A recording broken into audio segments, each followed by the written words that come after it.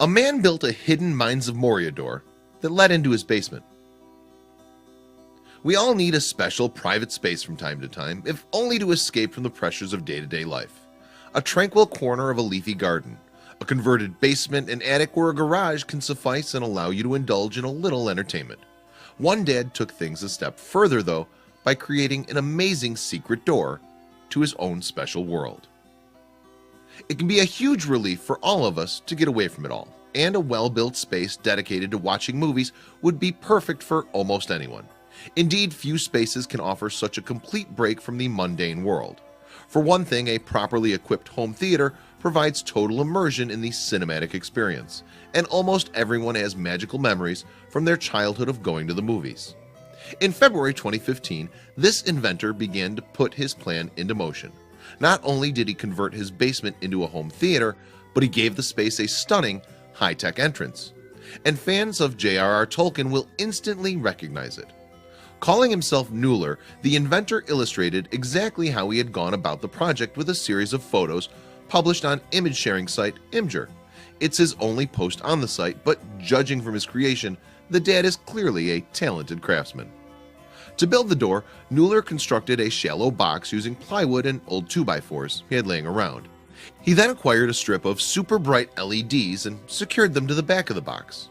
Finally, he installed a touch-sensitive Arduino Uno board and an automatic door opener.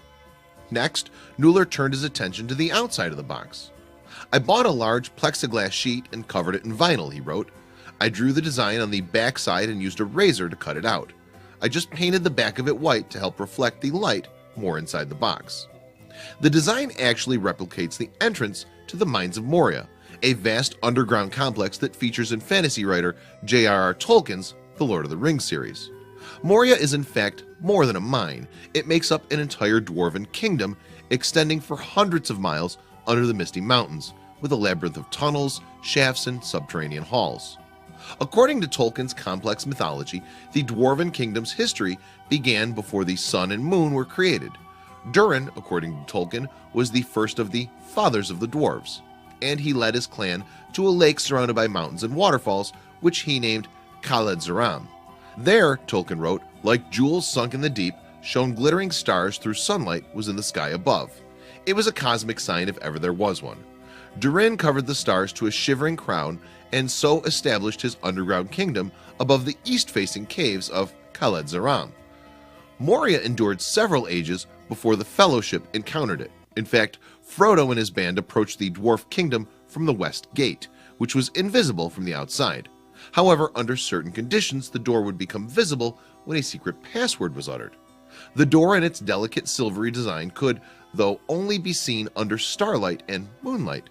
Constructed by an elf called Celebrimbor, it featured a variety of patterns. The crown and stars signify Durin, while the trees with crescent moons stand for the elves, and the single star represents Celebrimbor's house of Faron. Inscribed above the archway were lines of elvish text. The words read, "Enin Durin Ana Moria, Pedo Malin Amino." This translates to, "The doors of Durin, Lord of Moria, speak friend and enter." This inscription in fact contained the very key for opening the door. The password was Melon, the elvish word for friend. The design of the door is famous among fans of the fantasy genre because it was the only internal illusion to be published in The Lord of Rings during Tolkien's lifetime. And while many know of it, few have adapted it as creatively as Nuller. With his replica Westgate now successfully installed, he got his young son to test it. Naturally, his boy was wowed. Standing before what appeared to be an exceptional gray door, he pressed his hand to it, thereby activating the touch-sensitive Uno board and the strip of hidden LEDs. The door instantly lit up, and then it dramatically swung open. However, there was one issue that still needed to be ironed out. Though clearly impressed, the boy was expecting something more. "Okay," said the boy to his father, "why did we not say melon?" "A good question. What about the elvish password? Because Daddy's still got to work on that part," replied the dad. He later explained in his Imgur post, "Right now the door opens automatically after a touch of the hand.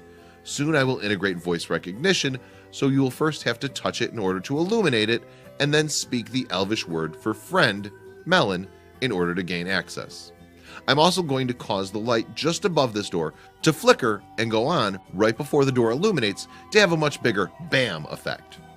One video of Nuller's YouTube channel shows a circuit board clearly responding to the word melon with a green LED, so it looks like the final stage of the project was a success. Indeed, the complete effect must have been quite something. In any case, with or without voice recognition, the door is pretty awesome.